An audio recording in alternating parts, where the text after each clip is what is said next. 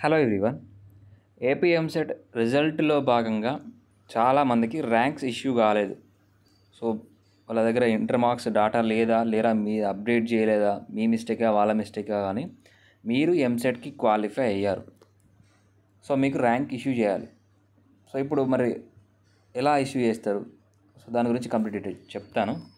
చివరి దాకా చూడండి, వీడియోని లైక్ చేయండి. చాలామంది మీలాగానే చాలామంది స్టూడెంట్స్ ఈ ప్రాబ్లం ఫేస్ చేస్తున్నారు. కాబట్టి వాళ్ళ వరకు ఈ వీడియో షేర్ చేసే విధంగా షేర్ చేయండి. ఎందుకంటే నేను ఆల్రెడీ వీటి గురించి చెప్తున్నాను వీడియోలోనే, కానీ చాలామంది వాటి గురించి మళ్ళీ డౌట్స్ అడుగుతున్నారు. కాబట్టి చాలామంది స్టూడెంట్స్కి రీచ్ కావాలంటే వీడియోని తప్పకుండా లైక్ చేయండి. ఇలాంటి అప్డేట్స్ వచ్చినప్పుడు ఛానల్ని సపోర్ట్ చేయండి.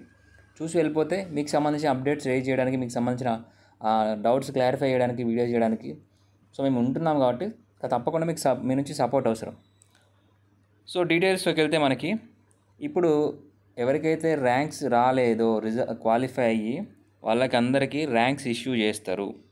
అది కూడా మళ్ళీ అఫీషియల్ వెబ్సైట్లోనే మీకు డిక్లరేషన్ ఫామ్కి సంబంధించి ఒక ఆప్షన్ ఇస్తారు. ఇలా ఇప్పుడు ఇచ్చిన సేమ్ ప్రీవియస్గా ఏదైతే డిక్లరేషన్ ఆప్షన్ ఇచ్చారో మళ్ళీ రీడిక్లరేషన్ ఆప్షన్ అయితే ఇవ్వడం జరుగుతుంది. సో ఆ రీడిక్లరేషన్లో మళ్ళీ మీరు మార్క్స్ అనేది ఇంటర్మీడియట్ మార్క్స్ అనేది ఎంటర్ చేసుకోవాలి.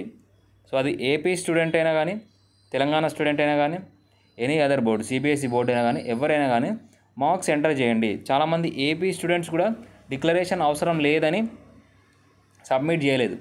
సో అది 23-24లో పాస్ అయిన వాళ్ళకి సంబంధించి డిక్లరేషన్ అడగలేదు. సో మిగతా ఇయర్స్ ఎవరైతే ఉన్నారో 22, 21, 20 ఇయర్లో పాస్ అయిన ఏపీ స్టూడెంట్స్ కూడా డిక్లరేషన్ సబ్మిట్ చేయండి. ఒకవేళ మీకు ర్యాంక్ ఇష్యూ కాకపోతే సబ్మిట్ చేయండి, ర్యాంక్ వచ్చిందంటే అవసరం లేదు. ఓకేనా? అలాగే మనకి ఇక్కడ ర్యాంక్ కార్డ్ ఆప్షన్ ఇచ్చారు. సో ఎవరైతే క్వాలిఫై అయ్యారో, ర్యాంక్ వచ్చిందో వాళ్ళు ర్యాంక్ కార్డు అనేది డౌన్లోడ్ చేసుకోండి. సో ర్యాంకు రాని వాళ్ళకి మనకి ఈ ఆప్షన్ అనేది ఇది ఓపెన్ కాదు. ఒకసారి చెక్ చేసి చూడండి. మీకు క్వాలిఫై అయ్యి ర్యాంక్ రాలేదో డౌన్లోడ్ ర్యాంక్ కార్డ్ మీద క్లిక్ చేస్తే మీకు నో డీటెయిల్స్ ఫోన్ అని వస్తుంది, లేదా మీకు ఓపెన్ కాదు. సో ర్యాంక్ రాని వాళ్ళు ఇప్పుడు ర్యాంక్ కార్డ్ డౌన్లోడ్ చేసుకోవాల్సిన అవసరం లేదు. మళ్ళీ మీకు డిక్లరేషన్ ఫామ్ అయిపోయిన తర్వాత కౌన్సిలింగ్ ముందు రిజల్ట్స్ మీకు అనౌన్స్ చేస్తారు, మళ్ళీ మీకు పబ్లిష్ చేయడం జరుగుతుంది. సో ఒక 1 వీక్లో ఈ డిక్లరేషన్కి సంబంధించి మళ్ళీ అప్డేట్ అయితే వస్తుంది. ఏ చిన్న ఇన్ఫర్మేషన్ వచ్చినా దీని గురించి మళ్ళీ మీకు ఇన్ఫర్మేషన్ ఇస్తాను. అప్పటివరకు వెయిట్ చేయండి, టెన్షన్ పడకండి. ఓకేనా? నేను మీ గురించి ఏ చిన్న అప్డేట్ వచ్చినా మీకు సంబంధించిన ఇన్ఫర్మేషన్ నేను ఇవ్వడానికి ట్రై చేస్తాను. అలాగే ఇంకా సప్లిమెంటరీ స్టూడెంట్స్కి కూడా మనకు ర్యాంక్స్ ఇష్యూ చేయలేదు. సో వీళ్ళందరికీ ర్యాంక్స్ ఇవ్వలేదు కాబట్టి మీరు టెన్షన్ పడాల్సిన అవసరం లేదండి. ఓకేనా?